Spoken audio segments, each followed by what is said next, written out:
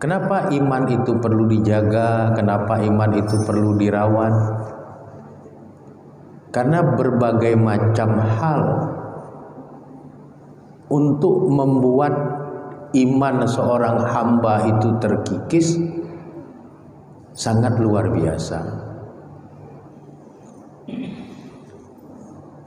Kemudian di dalam surat An-Nisa surat keempat ayat 175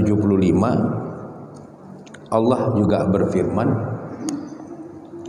fa ammal ladzina amanu billahi, maka adapun orang-orang yang mereka itu telah beriman kepada Allah, wa'tasamu bihi, dan mereka itu berpegang teguh bihi dengan imannya itu, fasayat khiluhum fi rahmati minhu wa fadli, maka Allah akan masukkan mereka ke dalam rahmat dan karunia darinya, wa yahdihim ilaihi siratam mustaqimah, dan Allah akan menunjukkan mereka jalan yang lurus kepadanya. Ini artinya ada pemberitahuan dari Allah Subhanahu wa taala kepada orang-orang yang beriman. Apa yang Allah beritahukan kepada orang-orang yang beriman? Agar orang-orang yang beriman itu wa'tasamu bihi, benar-benar berpegang teguh dengan imannya itu. Jadi Allah mengabarkan kepada orang yang beriman agar mereka benar-benar berpegang teguh kepada imannya.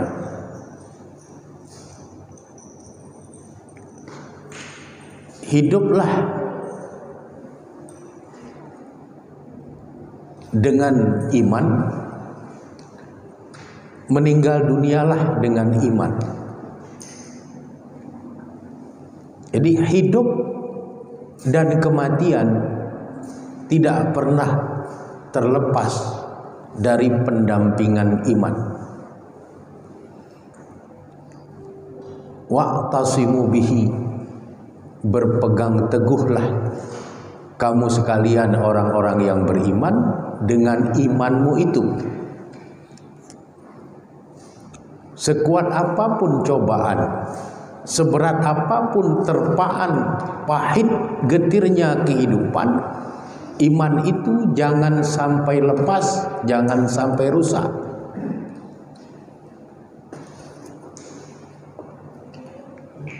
Dan itu harus menjadi catatan bagi setiap diri kita.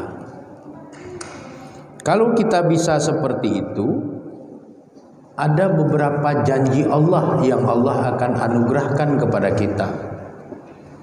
Yang pertama, fasayudkhiluhum fi rahmatin, Allah akan masukkan mereka ke dalam rahmatnya,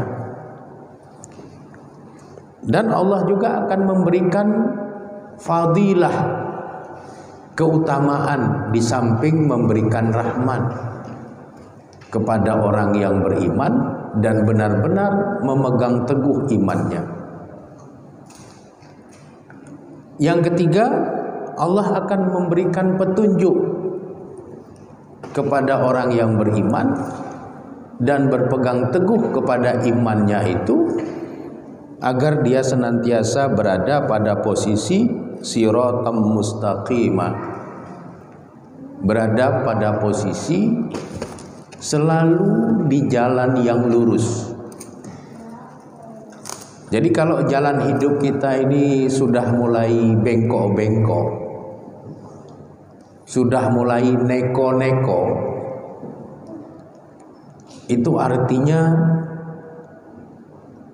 genggaman kita terhadap iman kita sudah mulai melemah, sehingga Allah tidak akan lagi memberikan hidayah supaya kita tetap berada di atas jalan yang lurus.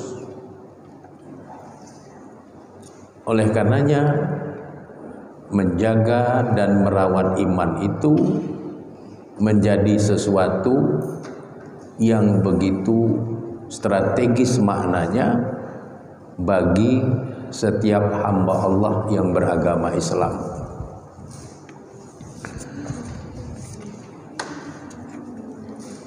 Kemudian di dalam surat Al-Anfal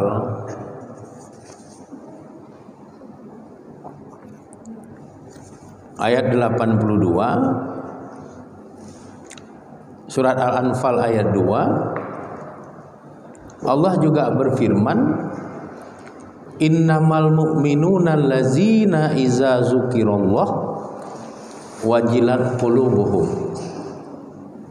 Adapun sesungguhnya orang-orang yang beriman itu adalah orang-orang yang apabila disebutkan nama Allah bergetarlah hati mereka.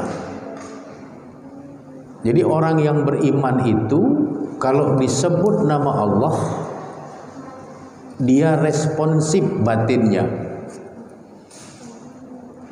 Ada sesuatu yang lain di dalam batinnya setiap kali nama Allah disebutkan.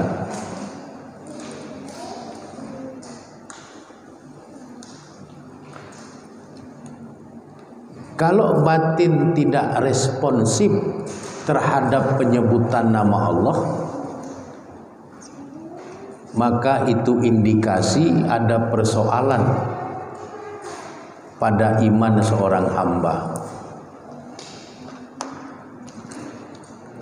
Kemudian wa iza tuliyat alaihim, apabila dibacakan atas mereka ayatuhu, ayat-ayatnya Allah, zadathum, bertambahlah bagi mereka imana, keimanan mereka.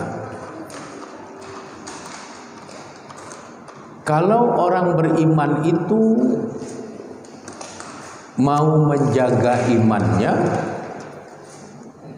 salah satu yang harus dia lakukan adalah mendekat kepada Al-Quran. Bacalah Al-Quran, dengarkanlah ayat-ayat Al-Quran. Karena dengan itu zadathum imana, iman mereka itu akan bertambah. Biasakan hari-hari yang kita miliki itu kita manfaatkan untuk membaca ayat-ayat Quran dan mendengarkan ayat-ayat Al-Quran.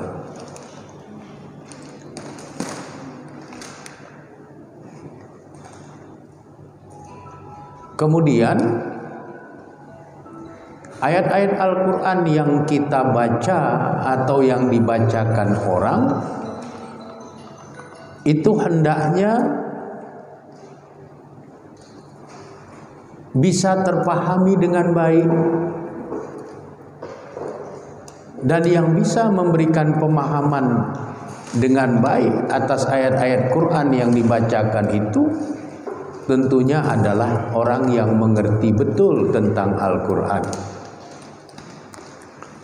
Karena Al-Quran itu bahasa Arab. Jadi orang yang menguraikan Al-Quran itu juga harus mengerti ilmu alat. Sebab di dalam bahasa Arab itu ada hal-hal yang bersifat umum, ada hal-hal yang bersifat khusus. Misalnya di dalam bahasa Arab, orang Arab menyebut jagung itu zurrah. Namun juga mereka menyebut jagung itu dengan fushar atau fishar.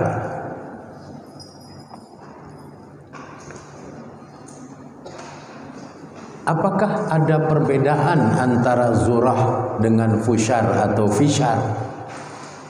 Yang artinya itu sama-sama jagung.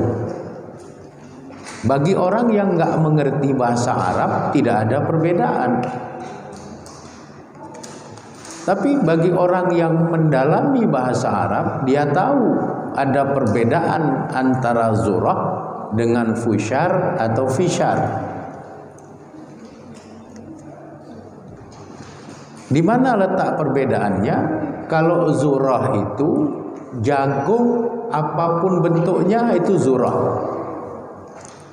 Tapi kalau fusyar atau fisyar, jagung yang sudah dirontokkan dari tongkol jagungnya. Sama-sama jagung, tapi penempatannya berbeda.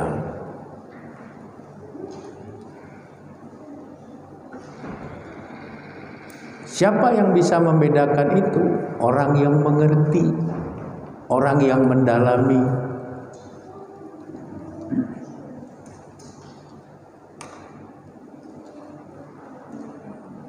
Sehingga dia bisa menjelaskan ayat-ayat Quran itu karena dia paham ilmu-ilmu alat yang berkaitan dengan ayat-ayat Quran itu.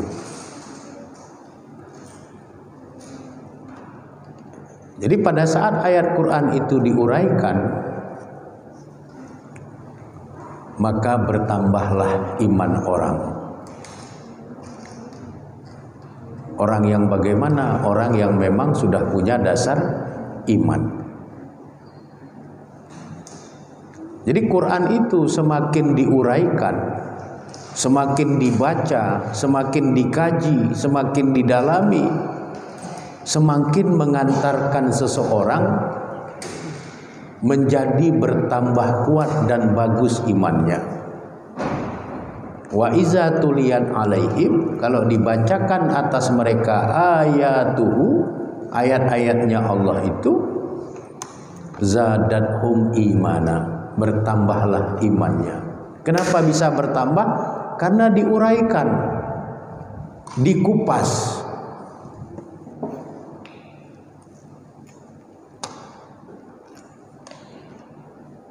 Sehingga Al-Quran itu menjadi mamba'ul hukmi wa mamba'ul ilmi, sumber dari segala sumber hukum dan menjadi sumber dari segala sumber ilmu.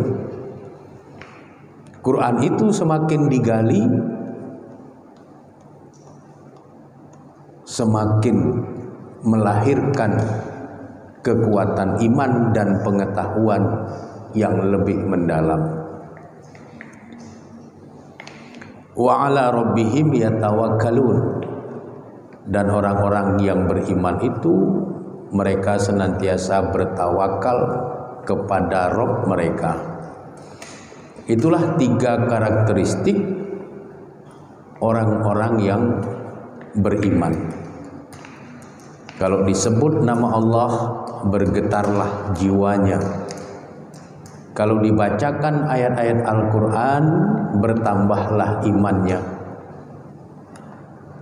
Dan dia senantiasa bertawakal kepada Rabbul Alamin, Allah yang maha memelihara alam semesta ini.